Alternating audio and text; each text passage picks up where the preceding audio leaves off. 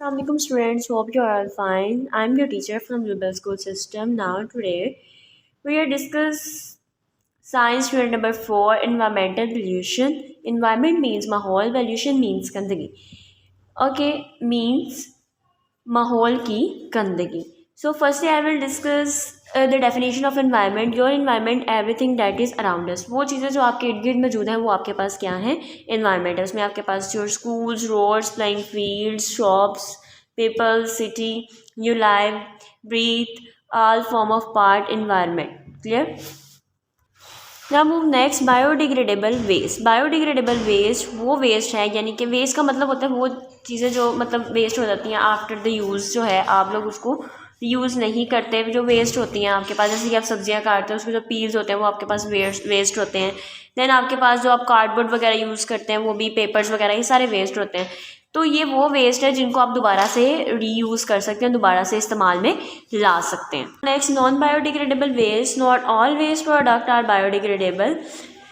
सारी ज़ाया चीज़ें जो हैं वो बायोडिग्रेडेबल नहीं होती. When something can not decompose और डिगे, कुछ जो हैं वो डिकम्पोज नहीं हो सकती. For many years we call it non biodegradable, यानी कि जो मतलब जैसे कि हमारे पास स्टील वगैरह तो वो डिकम्पोज नहीं होता जल्दी से, तो वो काफ़ी साल तक जो है वो रहता है, उसे हम नॉन बायोडिग्रेडेबल मटीरियल्स कहते हैं.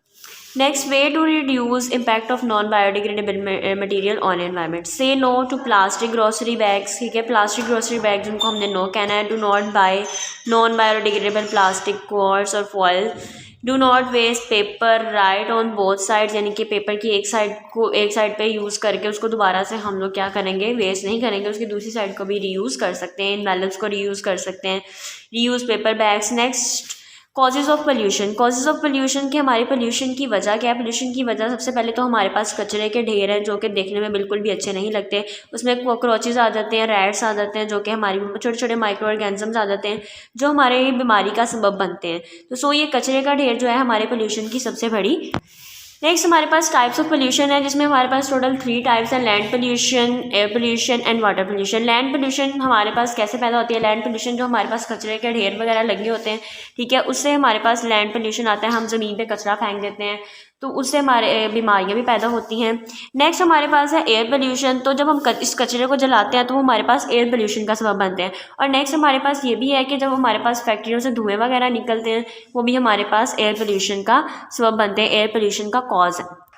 Next we will discuss third type of pollution, water pollution. तो वाटर पोल्यूशन वो पोल्यूशन है जो कि हम पानी के अंदर जब गंद वगैरह फेंकते हैं तो उससे वो क्रिएट होता है. गंद सारा हमारे पास काम क्या है? कचरे का है. सबसे पहले अगर हम देखें तो ज़मीन पर हम लोग अगर कचरा फेंकें तो हमारे पास ज़मीनी आलूदगी है, यानी कि लैंड पोल्यूशन है. और अगर हम लोग वही कचरे को जलाएं तो हमारे पास एयर पोल्यूशन बन जाता है, और फैक्ट्री का धुआं भी हमारे पास एयर पोल्यूशन का कॉज है. देन वही कचरा अगर हम पानी के अंदर फेंकेंगे तो उससे क्या होगा कि वो हमारा वाटर पोल्यूशन का कॉज बनेगा. Move question answers. Question number 1 is define the following terms. First term is environment. Environment is everything that is around us. It can be living or non-living things. वो चीज़ें जो आपके इर्द गिर्द मौजूद होती हैं, वो लिविंग हो या नॉन लिविंग, ठीक है, वो आपके पास क्या है, सारी की सारी इन्वायरमेंट में आती हैं. Question number 2 is pollution is pollution is the introduction of harmful material into the environment. This harmful material are called pollutants.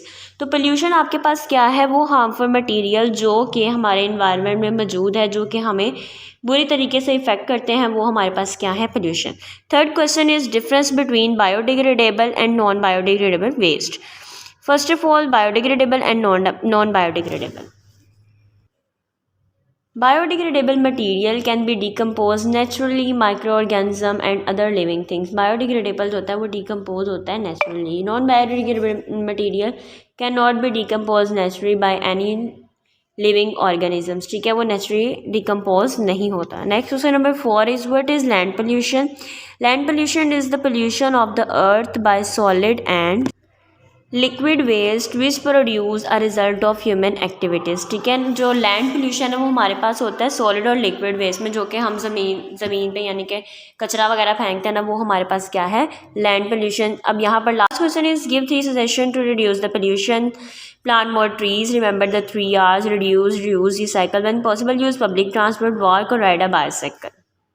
Now move long question. Question number 1 is what is the air pollution and give its causes. Air pollution क्या है और उसकी वजूहात बतानी है. तो air pollution हमारे पास कैसे create होता है. Air pollution is the contamination of indoor outdoor environment by any chemical, physical or biological agent that modified the natural characteristics of the atmosphere. ठीक है, तो हमारे पास केमिकल और फिजिकल और बायोलॉजिकल जितने भी हमारे पास पोल्यूटेंट जो कि हमारी एयर में जाते हैं वो हमारे पास क्या है, air pollution. Okay, now move causes of air pollution. Smoke from factories and industries make the air impure. Natural disasters like wildfires and volcanic eruption are also responsible for the causes of pollution in the air. तो जो हमारे पास factory से निकलने वाला धुआं है, एक तो वो हमारे एयर को पोल्यूट करता है. सेकेंड, नेचुरल डिजास्टर होते हैं वो भी हमारे एयर्स को पोल्यूट करते हैं. Hope you understand the question answer and also understand the reading of unit number 4. So you learn at home. Thank you so much.